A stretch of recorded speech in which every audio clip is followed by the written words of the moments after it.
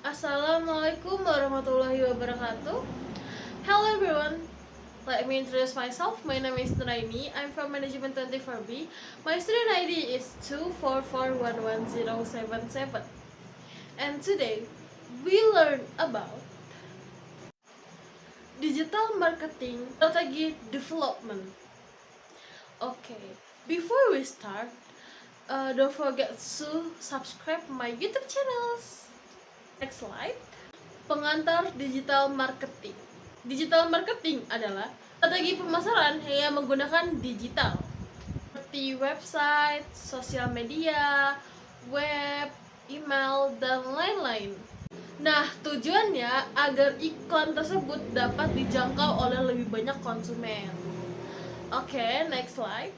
Nah, bagaimana sih cara kita menganalisis suatu situasinya?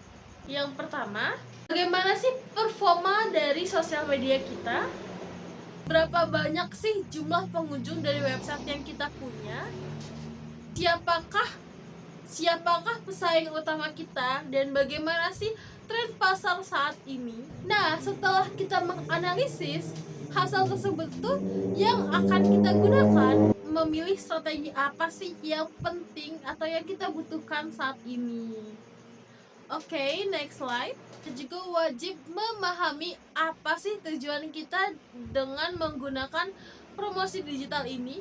Pertama, kita tuh harus membangun yang namanya brand awareness. Nah, dengan adanya iklan digital, setidaknya 30% brand kita tuh akan mendapatkan atensi lebih dari para calon konsumen. Dengan ini kita juga dapat meningkatkan traffic website. Nah, dengan adanya ini kita dapat meningkatkan penjualan secara online.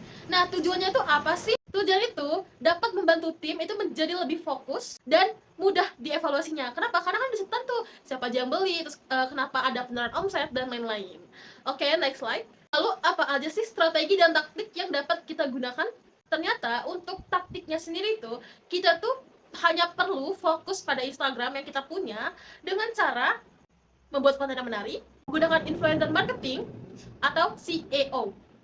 Taktik ini bisa seperti kapan sih kita upload konten, lebih ke konten jadwal, berapa banyak sih biaya iklan yang perlu kita keluarkan, atau mungkin fee influencer yang kita keluarkan untuk mereview atau mempromosikan produk kita. Oke, next slide. Di slide selanjutnya ada pelaksanaan dan pengendalian. Nah, untuk pelaksanaan ini ternyata mencakup dari pembagian tugas, timeline, dan anggaran. Setelah kita jalani, pasti ada yang namanya evaluasi. Kita juga bisa loh yang namanya mengevaluasi data menggunakan seperti CTR, konvensi, dan engagement. Kalau misalnya kita udah melakukan, udah dievaluasi, tapi hasilnya belum memungkinkan atau belum maksimal, kita tuh bisa loh yang namanya mengubah kembali bagaimana sih strategi yang harus kita gunakan agar tujuan yang ingin tercapai itu tercapai dengan baik. Oke, next slide. Nah, kesimpulan dari materi hari ini adalah strategi digital marketing itu dapat membantu bisnis bersaing di era online ini. Kunci utamanya itu adalah dianalisis terlebih dahulu. Pastinya kita juga harus memiliki tujuan yang jelas, strategi yang jelas, dan ada yang namanya evaluasi rutin, entah itu setiap bulan, setiap minggu, atau mungkin setahun sekali. Nah, contoh penerapannya sendiri itu bisa dilihat dari beberapa brand lokal di Lampung seperti Waku.Merch.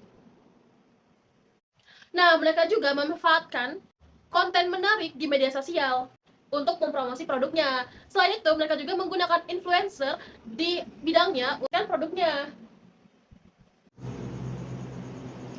Okay, I think that's enough for today. And I hope this video is beneficial for you guys. And if you like this video, don't forget to like, comment, and share ya. Okay, thank you for watching, and bye!